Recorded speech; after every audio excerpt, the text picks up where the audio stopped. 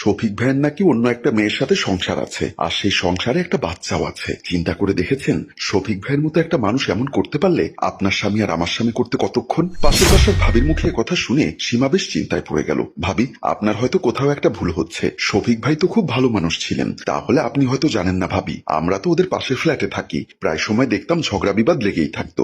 আমার তো মনে হয় ভাইয়া বাচ্চার জন্য আর একটা সংসার পেতেছেন গোপনে। আচ্ছা যাক সেসব কথা, আমাকে একটু তাড়াতাড়ি লবণ দিন, আমি কিন্তু রান্না বসিয়ে এসেছি। সীমা ভাবনা থেকে ফিরে বাটিটা হাতে নিয়ে বলল, আচ্ছা ঠিক আছে, আপনি দাঁড়ান। লবণের কৌটা থেকে বাটিতে লবণ নিয়ে সীমা চিন্তায় পড়ে গেল।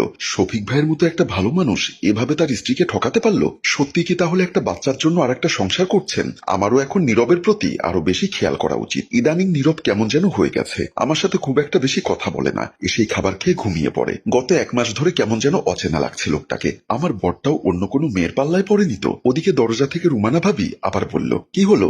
আমি রান্না বসিয়ে এসেছি সীমা। ভাবনা থেকে ফিরে সীমা তাড়াতাড়ি সেদিকে এগিয়ে গেল। লবণের বাটি হাতে নিয়ে ভাবি বলল, সাবধান, সবসময় কিন্তু স্বামীকে নজরে রাখতে হবে। আপনার সাথে আমার একটা ভালো সম্পর্ক আছে, তাই বলছি এখন থেকে আমিও সাবধানে থাকবো, আর আপনিও থাকবেন। পারলে স্বামীর মোবাইলটাও চেক করবেন। সীমা মাথা নাড়ল।